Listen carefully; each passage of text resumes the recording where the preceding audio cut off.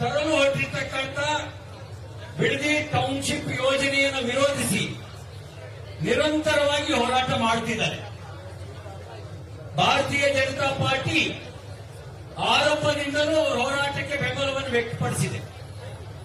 ನಮ್ಮ ಪಕ್ಷದ ರಾಜ್ಯಾಧ್ಯಕ್ಷರು, ವಿಧಾನಸಭೆ ಮತ್ತು ವಿಧಾನ ಪರಿಷತ್ತಿನ ವಿಪಕ್ಷದ ನಾಯಕರು, ನಮ್ಮೆಲ್ಲ ಮುಖಂಡರುಗಳು ಸ್ವಯಂ ಬಿಡದಿಗೆ ಹೋಗಿ ರೈತ ಪರ ಹೋರಾಟಕ್ಕೆ, ರೈತರ ನ್ಯಾಯಯುತವಾದ ಬೇಡಿಕೆಗೆ ಬೆಂಬಲವನ್ನು ವ್ಯಕ್ತಪಡಿಸಿ ಬಂದಿದ್ದಾರೆ. ಇವತ್ತಿನ ರಾಜ್ಯದ ಪರಿಸ್ಥಿತಿ ಏನಿದೆ? ರಾಜ್ಯದ ಪರಿಸ್ಥಿತಿ 60% ಹೆಚ್ಚು ಮಳೆ ಕೊರತೆಯನ್ನು ಎದುರಿಸ್ತಾ ಇದೆ. 160ಕ್ಕೂ ಹೆಚ್ಚು ತಾಲೂಕುಗಳು ಬರಗಾಲ ಪೀಡಿತವಾಗಿದ್ದಾವೆ. ಸರ್ಕಾರಕ್ಕೆ ಬರಗಾಲದಿಂದ ನರಳುತ್ತಾ ಇರ್ತಕ್ಕಂಥ ಜನ ಜಾನುವಾರುಗಳ ಬಗ್ಗೆ ಚಿಂತೆ ಇಲ್ಲ. ಸರ್ಕಾರಕ್ಕೆ ಬರಗಾಲದಿಂದ ನರಳುತ್ತಾ ಇರ್ತಕ್ಕಂಥ ಜನ ಜಾನುವಾರುಗಳ ಚಿಂತೆ ಇಲ್ಲ. ಜಾನುವಾರುಗಳಿಗೆ ಮೇವನ್ನ ಹೇಗೆ ತರಲು ಅನ್ನುವ ಚಿಂತೆಯಲ್ಲಿ ರೈತ ಇದ್ದು ಹೇಗಾದ್ರೂ ಮಾಡಿ ಅವು ಬದುಕಿದ್ರು ಸಾಕು ಅಂತ ಹೇಳಿ ಜಾನುವಾರುಗಳನ್ನ ಅವರು ಹಾಗೆ ಬಿಟ್ಟು ಓಡಿಸ್ತಾ ಇದ್ದಾರೆ. ಜಾನುವಾರುಗಳಿಗೆ ಮೇವಿಲ್ಲ, ಜನಗಳಿಗೆ ಕುಡಿಯಕ್ಕೆ ನೀರಿಲ್ಲ. ಬಿತ್ತನೆ ಮಾಡಿದ ಬಿತ್ತನೆ ಬೀಜವೂ ಕೂಡ ಮೊಳಕೆ ಒಡೆಯದೆ ಬರದ ತೀವ್ರತೆಯನ್ನು ಸಾರ್ತಾ ಇದೆ. ಇಂಥ ಸಂದರ್ಭದಲ್ಲಿ ಆಳುವ ಸರ್ಕಾರಕ್ಕೆ, ನಮ್ಮ ಮುಖ್ಯಮಂತ್ರಿಗಳಿಗೆ ಬರದ ಬಗ್ಗೆ ಚಿಂತೆ ಇಲ್ಲ. ಆದ್ರೆ ಬಿಡದಿ ಟೌನ್ಶಿಪ್ನ ಚಿಂತೆಯನ್ನು ಅವರು ಬಿಡೋದು ತಯಾರಿಲ್ಲ. ಅವ್ರು ಹೇಳ್ತಾರೆ, ನಾನು ತೀರ್ಮಾನ ಮಾಡಿದ್ದೇನೆ, ಯಾವ ಕಾರಣಕ್ಕೂ ಟೌನ್ಶಿಪ್ ಯೋಜನೆಯನ್ನ ಮಾಡದೆ ಬಿಡೋದಿಲ್ಲ ಅಂತ ಹೇಳಿ.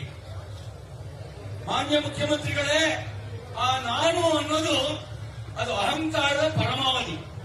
ನಾನು ತೀರ್ಮಾನ ಮಾಡಿದ್ದೀನಿ, ಯಾವ ಕಾರಣಕ್ಕೂ ಬಿಡೋದಿಲ್ಲ ಅನ್ನೋದು ಅಹಂಕಾರದ ಪರಮಾವಧಿ. ಪ್ರಜಾಪ್ರಭುತ್ವ ವ್ಯವಸ್ಥೆಗೆ ನಾನು ತೀರ್ಮಾನ ಮಾಡಿದ್ದೀನಿ, ಯಾರೇ ವಿರೋಧ ಮಾಡಿದ್ರು ಬಿಡೋದಿಲ್ಲ ಅನ್ನೋದು ಶೋಭೆ ತರುವ ಸಂಗತಿ ಅಲ್ಲ. ನಾವ್ಯಾರು ಅಭಿವೃದ್ಧಿಯ ವಿರೋಧಿಗಳಲ್ಲ. ಆದರೆ ರೈತರ ಸಮಾಧಿಯ ಮೇಲೆ ನೀವು ಟೌನ್ಶಿಪ್ ಮಾಡ್ಲಿಕ್ಕೆ ಹೊರಟಿದ್ದೀರಲ್ಲ, ರೈತರ ಬದುಕಿನ ಸಮಾಧಿಯ ಮೇಲೆ ಟೌನ್ಶಿಪ್ ಮಾಡೋದಕ್ಕೆ ಅವಕಾಶ ಕೊಡೋದಿಲ್ಲ ಅಂತ ಹೇಳೋದಕ್ಕೆ ಇವತ್ತು ಭಾರತೀಯ ಜನತಾ ಪಾರ್ಟಿ ರೈತ ಪರ ಹೋರಾಟಕ್ಕೆ ಇವತ್ತು ಧರಣಿಗೆ ಮುಂದಾಗಿದೆ. ನಿಮ್ಮ ಉದ್ದೇಶ ಏನು? ಬಿಡದಿ ಟೌನ್ಶಿಪ್ ಮಾಡೇ ಮಾಡ್ತೀನಿ ಅನ್ನೋ ಉದ್ದೇಶ ಏನು? ಅದು 18,000 ಕೋಟಿ ಸಾಲ ಮಾಡಿ ಕಬ್ಬನ್ ಪಾರ್ಕ್ ಒತ್ತೆ ಇಟ್ಟು, ಎಲ್ಲ ಉದ್ಯಾನಗಳನ್ನು ವನಗಳನ್ನು ಒತ್ತೆ ಇಟ್ಟು, ಸಿಎ ಸೈಟ್ಗಳನ್ನು ಒತ್ತೆ ಇಟ್ಟು, ವಿಧಾನಸೌಧವನ್ನು ಒತ್ತೆ ಇಟ್ಟು ಸಾಲ ತಂದಾದ್ರೂ ಸರಿ ಈ ಟೌನ್ಶಿಪ್ ಅನ್ನ ಮಾಡೇ ಮಾಡ್ತೀನಿ ಅನ್ನೋದ್ರ ಉದ್ದೇಶ ಏನು? ನಿಮ್ಮ ಉದ್ದೇಶ ಸ್ಪಷ್ಟ. ನೆಲ ಕೆರೆದ್ರೂ ದುಡ್ಡು ಬರುತ್ತೆ, ನೆಲ ಕೆರೆದ್ರೂ ದುಡ್ಡು ಬರುತ್ತೆ. ಬರದಲ್ಲಿ ನೀವು ಅನ್ಕೊಂಡ ಬೆಳೆ ಬೆಳೆಯಕ್ಕಾಗಲ್ಲ, ಆಲೂಗೆಡ್ಡೆ ಹಾಕಿ ಚಿನ್ನ ತೆಗೆಯಕ್ಕಾಗಲ್ಲ. ಆದ್ರೆ ಬಿಡದಿ ಟೌನ್ಶಿಪ್ ಹೆಸರಿನಲ್ಲಿ ನೀವು ಚಿನ್ನದ ಬೆಳೆ ಬೆಳಿಬಹುದು ಅಂತ ಗೊತ್ತು. ಅದಕ್ಕಾಗಿ ರೈತರ ಬದುಕಿಗೆ ಸಮಾಧಿ ಕಟ್ಟಿ ನೀವು ಟೌನ್ಶಿಪ್ ಮಾಡಲಿಕ್ಕೆ ಹೊರಟಿದ್ದೀರಿ. ಈ ಅನ್ಯಾಯದ ವಿರುದ್ಧ ನಮ್ಮ ಹೋರಾಟ, ಈ ಅನ್ಯಾಯದ ವಿರುದ್ಧ ನಮ್ಮ ಆಕ್ರೋಶ. ಕೇವಲ ರಾಜಕಾರಣ ಮಾಡಬೇಕು ಅಂತ ನಾವು ನಿಮ್ಮನ್ನು ವಿರೋಧ ಮಾಡ್ತಿಲ್ಲ. ನೀವು ಮಾಡ್ತಿರ್ತಕ್ಕಂಥ ರೈತ ವಿರೋಧಿ ನೀತಿಯ ವಿರುದ್ಧ ನಾವು ಹೋರಾಟ ಮಾಡ್ತೇವೆ. ಅದಕ್ಕಾಗಿ ಹೋರಾಟಕ್ಕೆ ಬಂದಿದ್ದೇವೆ. ಚಾಣಕ್ಯ ಒಂದ್ ಕಡೆ ಒಂದು ಮಾತು ಹೇಳ್ತಾನೆ. ಏನಂತ ಹೇಳ್ತಾನೆ ಅಂದ್ರೆ, ದೊರೆ ವ್ಯಾಪಾರಿ ಆದ್ರೆ ಪ್ರಜೆಗಳು ಭಿಕಾರಿ ಆಗ್ತಾರೆ ಅಂತ ಹೇಳಿ. ಬಹುಶಃ ಕರ್ನಾಟಕ ರಾಜ್ಯದ ರಾಜಕೀಯ ಸ್ಥಿತಿಗೆ ಆ ಚಾಣಕ್ಯನ ಮಾತು ಅನ್ವಯ ಆಗುತ್ತೆ. ಇವತ್ತು ನಾಡಿನ ದೊರೆ ಬರದಲ್ಲಿ ಕಂಗೆಟ್ಟಿರ್ತಕ್ಕಂಥ ರೈತರ ಕಣ್ಣೀರು ಒರೆಸಬೇಕಾದ ದೊರೆ, ಆ ದೊರೆ ಇವತ್ತು ವ್ಯಾಪಾರಿ ಆಗಿಬಿಟ್ಟಿದ್ದಾನೆ. ವ್ಯಾಪಾರಿ ಆಗಿರೋ ಕಾರಣಕ್ಕೆ ಇವತ್ತು ಪ್ರಜೆಗಳು ಭಿಕಾರಿಯಾಗುವಂತ ಪರಿಸ್ಥಿತಿ ಬಂದಿದೆ. ನಿಮ್ಮನ್ನ ಬೀದಿಗೆ ತಳ್ಳಾದ್ರೂ ಸರಿ, ನಾನು ಮಾಡಿಕೊಳ್ಳೋ ವ್ಯಾಪಾರ ಮಾಡ್ಕೊಂಡೇ ಮಾಡ್ಕೊಳ್ತೀನಿ ಎನ್ನುವಂತ ಮನೋಭಾವನೆ, ಆ ಮನೋಭಾವನೆ ಇವತ್ತು ರೈತರನ್ನ ಸಂಕಷ್ಟಕ್ಕೆ ದೂಡಿದೆ.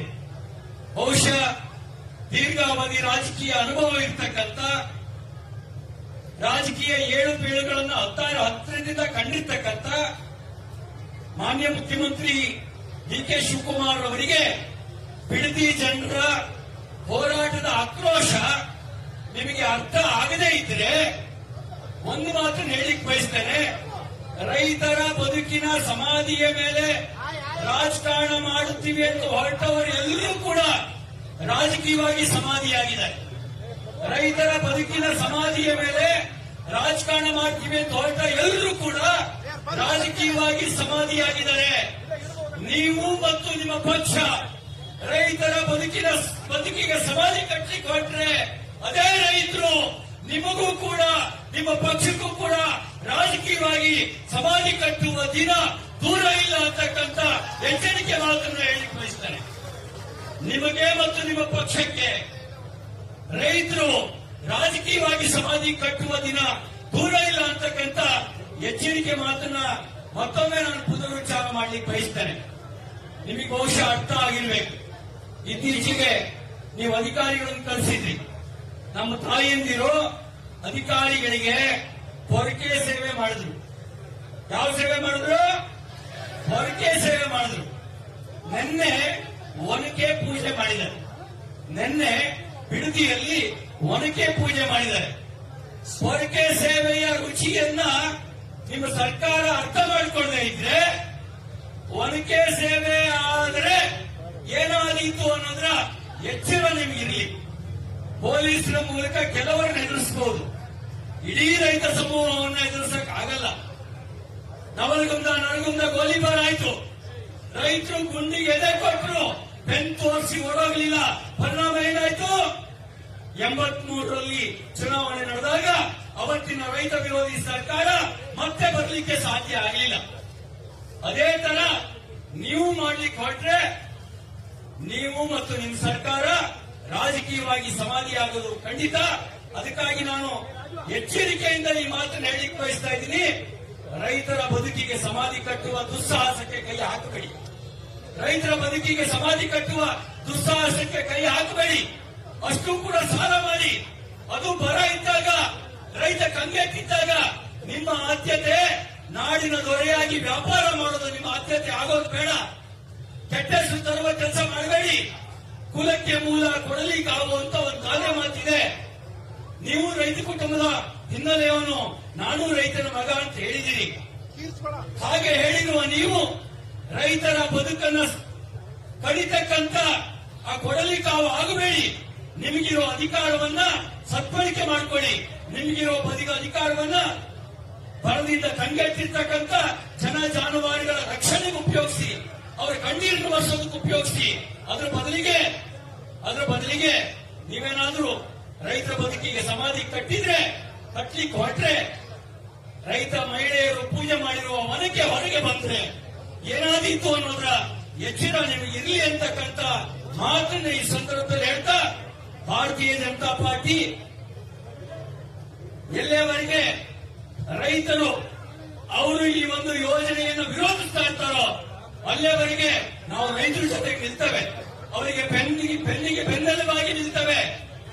ಅವರ ಜೊತೆಗೆ ನಿಂತು ವಿಧಾನಸಭೆ ಮತ್ತು ವಿಧಾನ ಪರಿಷತ್ನಲ್ಲಿ ಮಾತ್ರ ಅಲ್ಲ, ಬೀದಿಯಲ್ಲೂ ಕೂಡ ರೈತರ ಪರವಾಗಿ ಹೋರಾಟವನ್ನು ಮಾಡ್ತೇವೆ ಅಂತ ಅನ್ನೋದನ್ನ ತೋರಿಸೋದಕ್ಕೋಸ್ಕರ ಇವತ್ತು ಈ ಒಂದು ಹೋರಾಟದಲ್ಲಿ ಪಾಲ್ಗೊಂಡಿದ್ದೇವೆ.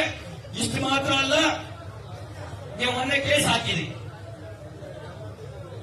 ಆ ರೈತರು ಭ್ರಷ್ಟಾಚಾರ ಮಾಡಿದವರಲ್ಲ, ಆ ರೈತರ ಮೇಲೆ 307 ಕೇಸ್ ಹಾಕಿರಿ. ಅಂದ್ರೆ ನೀವು ಪೊಲೀಸ್ ಕೇಸ್ ಹಾಕಿ ರೈತ ಹೋರಾಟವನ್ನ ಹತ್ತಿಕ್ಕಬಹುದು ಅನ್ನುವಂತ ಒಂದು ಕುತಂತ್ರಗಾರಿಕೆಯನ್ನು ರೂಪಿಸಿದ್ರೆ ಅದು ನಡೆಯೋದಿಲ್ಲ ಅಂತಕ್ಕಂಥ ಮಾತನ್ನು ಹೇಳಲಿಕ್ಕೆ ಬಯಸ್ತೇನೆ. ನೀವೆಷ್ಟು ಕೇಸ್ ಹಾಕ್ತೀರೋ ಅಷ್ಟೇ ರೈತ ಹೋರಾಟ ಬಲ ಆಗುತ್ತೆ. ಎಷ್ಟು ಪೊಲೀಸರನ್ನು ಉಪಯೋಗಿಸ್ತೀರೋ ಅಷ್ಟೇ ರೈತರ ಹೋರಾಟ ಬಲ ಆಗುತ್ತೆ. ಈ ಹೋರಾಟದ ಮೂಲಕ ಈ ಹೋರಾಟದ ಮೂಲಕ ರೈತರ ಶಕ್ತಿ ಏನು ಅನ್ನೋದನ್ನ ತೋರಿಸ್ತೇವೆ. ನಿಮ್ಮ ಅಧಿಕಾರದ ಶಕ್ತಿಯನ್ನ ರೈತ ಶಕ್ತಿಯ ಮೇಲೆ ಪ್ರಯೋಗ ಮಾಡಲಿಕ್ಕೆ ಬರಬೇಡಿ. ನಿಮ್ಮ ಅಧಿಕಾರದ ಶಕ್ತಿಯನ್ನು ರೈತ ಶಕ್ತಿಯ ಮೇಲೆ ಪ್ರಯೋಗ ಮಾಡಲಿಕ್ಕೆ ಬರಬೇಡಿ. ನಿಮ್ ಸರ್ಕಾರಕ್ಕೆ ನಾಚಿಕೆ ಆಗ್ಬೇಕು. ಒಂದ್ ಕಡೆ ಪೊಲೀಸ್ ಠಾಣೆ ಮೇಲೆ ದಾಳಿ ಮಾಡಿದವ್ರನ್ನ, ಪೊಲೀಸ್ ಠಾಣೆಗೆ ಬೆಂಕಿ ಹಾಕಿದವ್ರನ್ನ, ಅಮಾಯಕರ ಆಸ್ತಿ ಪಾಸ್ತಿಯನ್ನ ಬೆಂಕಿ ಹಚ್ಚಿ ನಾಶ ಮಾಡಿದವ್ರನ್ನ ಆ ಮತಾಂತರ ಕೇಸನ್ನು ವಾಪಸ್ ತೆಗಿತೀರಿ. ಇನ್ನೊಂದು ಕಡೆನಲ್ಲಿ ನಮ್ಮ ಭೂಮಿ ನಮ್ಮ ಹಕ್ಕು, ನಮ್ಮ ಬದುಕನ್ನು ಕಿತ್ಕೊಳ್ಳಕ್ ಬಿಡಲ್ಲ ಅನ್ನುವಂತ ಹೋರಾಟ ಮಾಡ್ತಕ್ಕಂಥ ರೈತರನ್ನ 307 ಹಾಕಿ ಜೈಲಿಗೆ ಕಳಿಸುವಂತ ಕೆಲಸ ಮಾಡ್ತೀರಿ. ನಾಚಿಕೆ ಆಗಬೇಕು ನಿಮ್ಮ ಈ ಸರ್ಕಾರದ ನೀತಿಗೆ, ನಾಚಿಕೆ ಆಗಬೇಕು ನಿಮ್ಮ ರೈತ ವಿರೋಧಿ ನೀತಿಗೆ.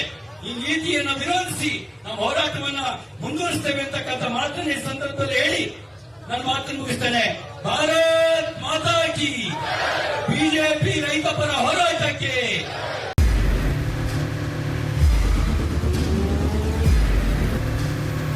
ಪ್ರಜಾಮಾರ್ಗ ನ್ಯೂಸ್, ಇದು ಜನಸಾಮಾನ್ಯರ ಧ್ವನಿ. ನಮಸ್ಕಾರ.